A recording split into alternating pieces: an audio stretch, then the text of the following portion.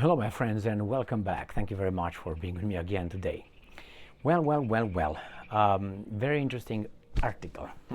And that is Vladimir Putin will travel to North Korea. So this guy, Vladimir Putin, and the other guy, the Woodchuck, they are the isolated ones. But nevertheless, China is also getting there to be isolated. But they don't isolate one another, it seems like. So I have here this article from Sputnik, and I will share it with you. I will not share the screen because I'm trying this easier way. So I'm going to move around here on this beautiful balcony with a beautiful view behind me, with a beautiful lake and vacation houses around. So this article comes from Sputnik, and you can check it out. It's from 28 minutes ago, today on the 24th of May. 2024.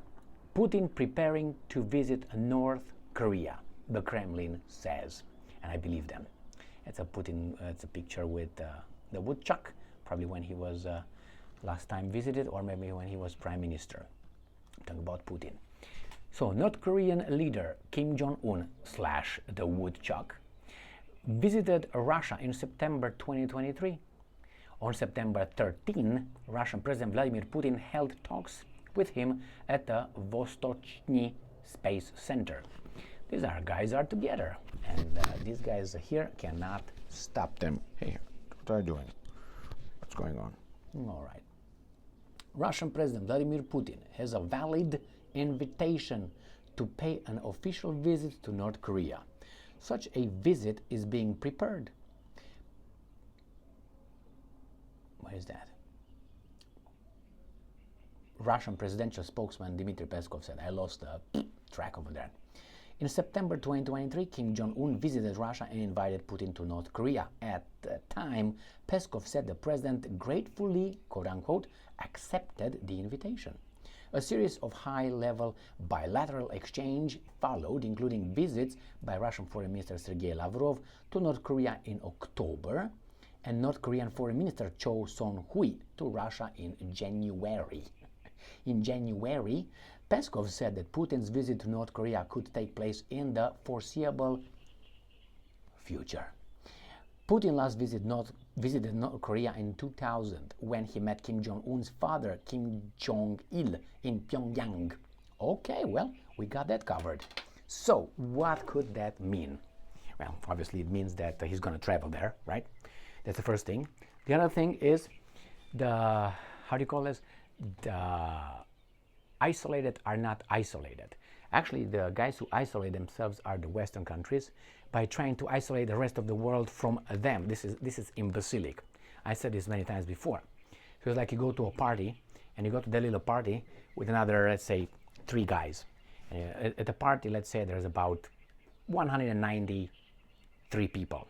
So you and 2 people.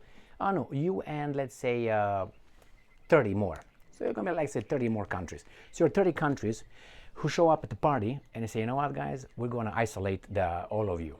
So out of 193, which are how many countries are on this planet, the 30 countries, which are the vassal states of the U.S. plus U.S. and so on, they will isolate the rest of the country, right? Which is about what 160 countries, 63.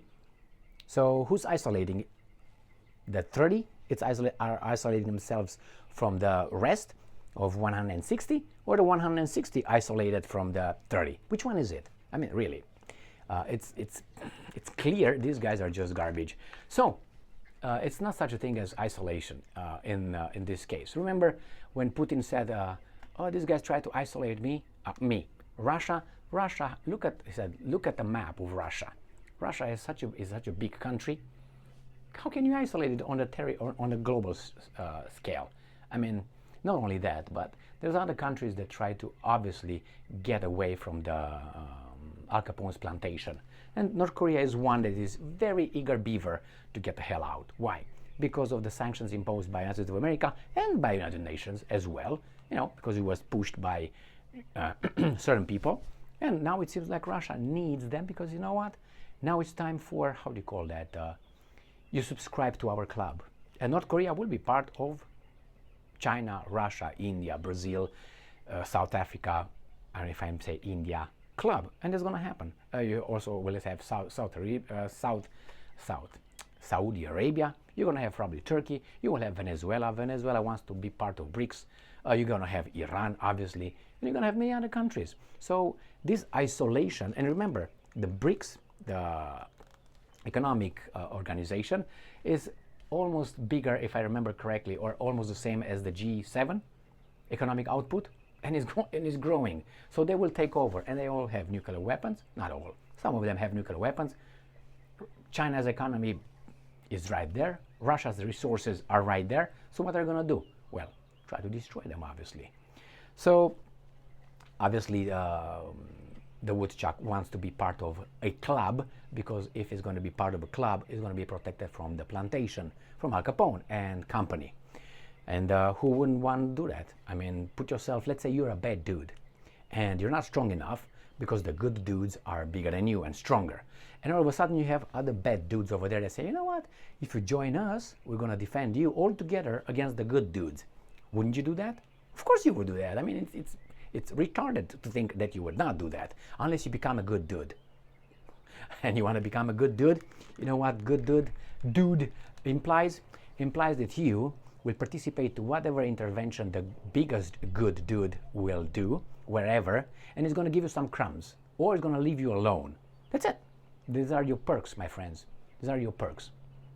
On the other hand, remember, you have nuclear weapons, you're safe. You don't have nuclear weapons, you're not safe. They can bomb you. That's why these guys don't even dare to attack North Korea, because he has nuclear weapons. Or Israel, for instance, but Israel is a little bit, has a different status, let's put it this way. Israel allows other countries to have nuclear weapons, and it's not vice versa. So I'm waiting for this, if Putin is going to be allowed to still stay alive. And I'm pretty sure it's going to be I don't know, I was about to say great alliance. No, but you want diversity, right? Diversity is our strength. And you want also a bipolar world, which is, you know, at least they call it multipolar, so it doesn't sound like I just said it. But nevertheless, the idea is the same. It's not going to be multipolar, it's going to be bipolar, but not as a mental health illness or something, which they claim right there. I was bipolar in school big time. You know how they solved me? They beat the shit out of me. So I was not bipolar anymore. I was like an angel. The same, oh, this guy has a ADHD. I'm just kidding. I was not diagnosed with that. But my behavior, I think, would fall straight in their definition, in their diagnostic. In school, who wants to sit down and listen to crap? You want to play, you want to draw. I was drawing all the time. So you got smack, and after a while, somehow you didn't need pills. The pill was this, smack. And you have to pay attention. You were an angel to the professors that would smack you, or teachers, and you were not an angel to the professors that, why do I say professors? Because in Romanian, professor, it refers to college and high school and so on, professor. Here in United States, United States of America is professor is university or college educator, let's put it this way, teacher. But anyway, it's just I'm special ed. Anyway, so it's good. These guys are going to form a new alliance. It's just I'm waiting for them. I said this for at least 2 years and a half. I mean, since I started this, I said it because it was obvious. I'm waiting for the time when these countries will have an official summit, and in this official summit, they will name the new alliance. They will name the new club as, I don't know, the countries of the perfect or something, or the countries of the good, or the better countries, or something like that, even though Russia doesn't name its operations so idiotic as the Americans do. It's unbelievable. But anyway, as I'm saying, I'm waiting for them to name that, and then we're going to see how many countries will be over there. And I guarantee you will be more than the other side has. Why? Because the other side, which is the United States of America, smacked too many countries who right now are waiting like for the second coming for a new club to be formed and to protect them. It's like a neighborhood. Protection, that's what it is. And some people give you protection for less fee or payment. Other guys are not going to give you anything. You need no protection. They're just going to come and suck the blood of your country, destroy your culture, destroy your traditions, destroy your everything, and then occupy you militarily they're asked to come to defend you from an imaginary boogeyman, which in this case is Russia, and the country is undemocratic, not like us, the good people. Anyway, my friends, here it is. I'm waiting for that to happen. I'm waiting. What are these guys going to say? Oh, the axis of evil. Call them however you want. Do you think they give a shit? It's about survival, not about, playing terms or vocabulary or semantics here. But these guys are, for these guys, not these guys. I'm in a foreign country. I'm not in USA. The greatest country in the world, I gotta say, USA. But unfortunately, I don't like it's going down. It's going down. It's become a tyranny. And it's becoming.